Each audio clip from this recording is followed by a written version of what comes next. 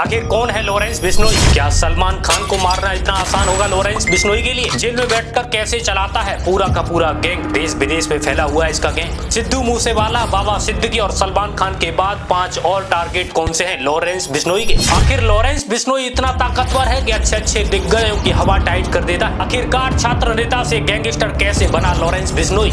Lawrence Bishnoi के पास 700 से ज्यादा शूटर है। कैसे हाई प्रोफाइल टारगेट करता है लॉरेंस बिश्नोई? कई देशों में नेटवर्क कैसे बनाया है लॉरेंस बिश्नोई ने? और साथ ही बात करेंगे क्या लॉरेंस बिश्नोई की क्राइम हिस्ट्री रही है। नमस्कार दोस्तों, मेरा नाम है रंजितार और आप देख रहे हैं RNL TV इंडिया। तो आज की वीडियो काफी जानदार और शानदार होने वाली है, एंड तक जरूर देखना। और उससे पहले वीडियो को लाइक करना, चैनल को सब्सक्राइब करना। अगर आपने हमें फेसबुक पर फॉलो नहीं किया तो फॉलो भी करना, और हाँ, वीडियो को इसको ज्यादा से ज्यादा शेयर भी करना। दोस्तों, बीते दिन बाबा सिद्दीकी की हत्या के मामले में एजेंसियों से लेकर आम आदमी की जुबान पर एक ही नाम है, वो है लॉरेंस बिश्नोई। लॉरेंस बिश्नोई इस वक्त गुजरात की साबरमती जेल में बंद है और बाबा सिद्दीकी के मर्डर के बाद केस में साफ हो चुका है कि इस क्राइम के पीछे लॉरेंस बिश्नोई का ही हाथ है। लॉरेंस बिश्नोई 2 सालों में 3 बड़े मर्डर केस कर चुका है और साथ ही इसकी वजह से देश में ही नहीं और कनाडा पुलिस भी इसको कस्टडी में लेना चाहती है। साल 2022 में पंजाब के मनसा गांव में पंजाबी गायक सिद्धू मूसेवाला की हत्या कर दी गई। 2023 में कनाडा के खालिस्तानी आतंकवादी हरदीप सिंह निज्जर की हत्या और हाल ही में मुंबई में महाराष्ट्र के पूर्व मंत्री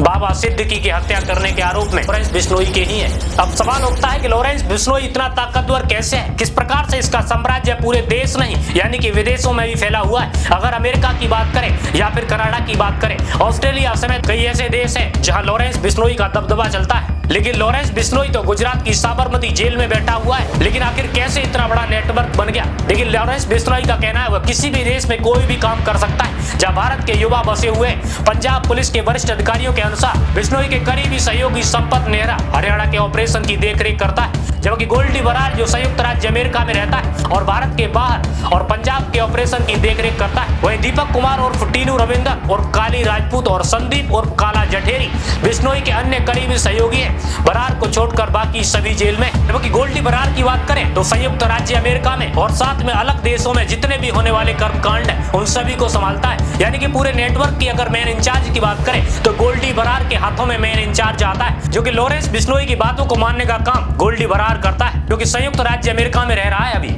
लेकिन आखिर में सवाल उठता है कि लॉरेंस बिश्नोई ने सिद्धू मूसेवाला की हत्या क्यों की और किन वजहों के कारण सिद्धू मूसेवाला को गोलियों से छान दिया था। माना जा रहा है कि मूसेवाला की हत्या 2021 में बिश्नोई के एक दोस्त की हत्या का बदला है। यानी रॉयल कैनेडियन माउंटेन पुलिस का आरोप है कि जब निज्जर की हत्या भारतीय राज्य के इशारे पर की गई तो पुलिस सिद्दीकी की हत्या कॉन्ट्रैक्ट किलिंग के पहलू की जांच कर रही है। यह बात दिलचस्प है। आखिरकार 32 साल का बिश्नोई जो अभी जेल में बंद है, लेकिन 2 देशों में 3 क्राइम केस में शामिल रहा है। लेकिन यह बात उतनी दिलचस्प नहीं है जितनी कि यह उसने सब जेल में रहते हुए किया है। यह वह पिछले 10 साल से जेल में है। जब वो 22 साल का था उसी टाइम उसको जेल में बंद कर दिया गया।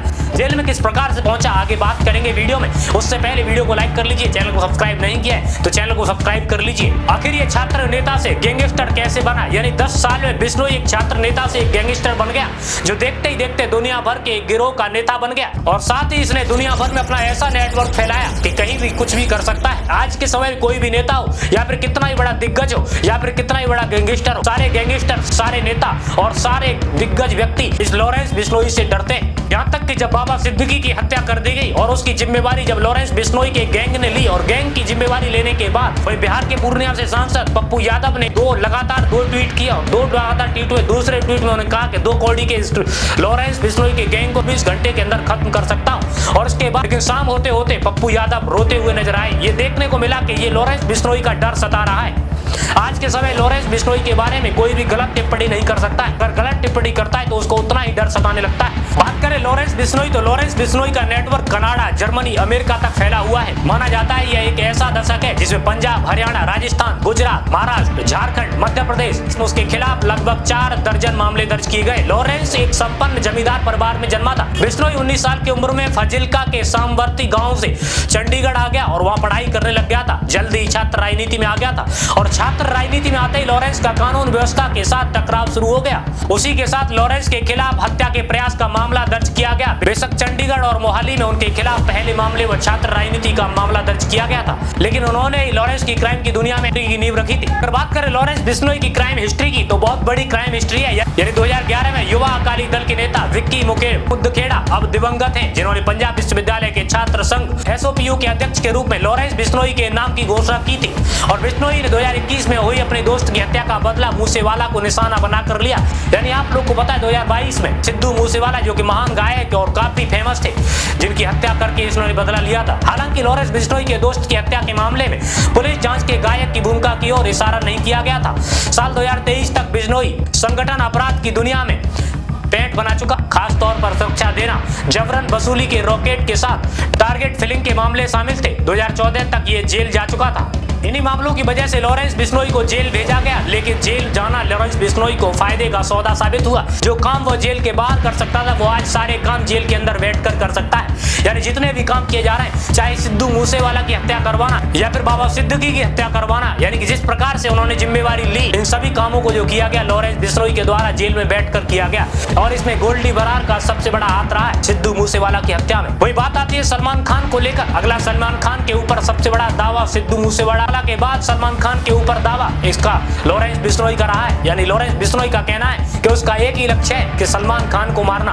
और सलमान खान ने किस प्रकार से कि ऐसा क्या कर दिया जो कि लॉरेंस बिश्नोई सलमान खान के पीछे पड़ा हुआ है। 1998 में सलमान खान की एक फिल्म शूट हो रही थी और एक गांव में फिल्म शूटिंग के दौरान काले हिरण की हत्या कर दी गई सलमान खान के द्वारा। लेकिन कहा जाता है कि सलमान खान ने ये जानबूझकर हत्या नहीं की थी, लेकिन ये धोखे से गोली लग गई। लेकिन उसके बाद सलमान खान काफी कंट्रोवर्सी में बने रहे और उसके बाद फिर लॉरेंस बिश्नोई, जो कि बिश्नोई समाज से आते हैं और एक इतिहास रहा है बिश्नोई समाज का कि जिसने जीवों की रक्षा के लिए और पेड़ पौधों और जंतुओं की रक्षा करने के लिए, वन्य जीवों की रक्षा करने के लिए खुद के सरों को कटा दिया है, जिन्होंने इनकी रक्षा करने के लिए अपनी जान की परवाह नहीं की है। यानी बिश्नोई समाज जानवरों और साथ में जीव जंतुओं की रक्षा के लिए अपनी जान की परवाह नहीं करता है। इसी प्रकार से लॉरेंस बिश्नोई भी बिश्नोई समाज से आते हैं, जिनको जीव जंतुओं से काफी इच्छा है। वही अगर बात करें काले हिरण की, तो काले हिरण माँ की हत्या हो जाती है तो उस हिरण के बच्चे का दूध माँ के स्तन के द्वारा पिलाया जाता है। और इसी वजह से लॉरेंस बिश्नोई अभिनेता सलमान खान को मारने की धमकी देता रहता है। और इसी को देखते हुए बाबा सिद्दीकी की भी हत्या की गई। बाबा सिद्दीकी लॉरेंस बिश्नोई के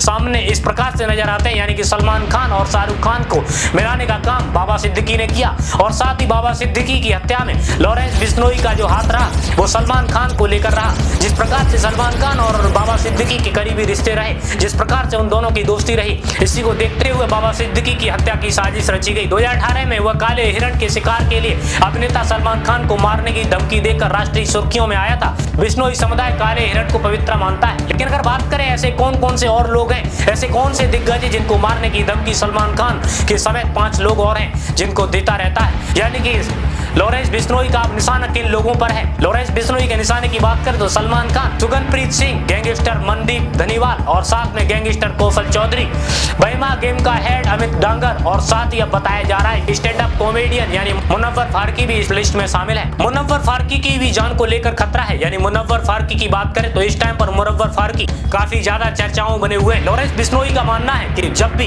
कोई व्यक्ति अगर हिंदू देवी देवताओं को अगर गलत तरीके से ट्रीट करेगा या फिर उनको गाली देगा तो फिर वो बख्शेगा नहीं उनको। इसी प्रकार मुनव्वर फारूकी ने देवी देवताओं का मजाक उड़ाया था और ये कहीं न कहीं लॉरेंस बिश्नोई के दिल पर चोट लगी है। इसी वजह से लॉरेंस बिश्नोई अब मुनव्वर फारूकी के पीछे पड़ा हुआ है। मुंबई में एनसीपी अजीत गुट के नेता यानी बाबा सिद्दीकी की हत्या के मामले में 3 आरोपियों को गिरफ्तार कर लिया गया है। एक का संबंध हरियाणा से बताया जा रहा है। आरोपी गुरमेल बलजीत सिंह कैथल के नरार गांव का रहने वाला है। गुरमेल का आपराधिक इतिहास रहा है। पुलिस से मिली जानकारी के मुताबिक उसके खिलाफ 3 मामले दर्ज हैं, जिसके एक हत्या का मामला है। 31 मई 2019 को उसने अपने चचेरे भाई अपने चाचा के बेटे की धारदार हथियार से हत्या कर दी और सूत्रों के अनुसार उसे कैथल जेल में बंद कर दिया गया था।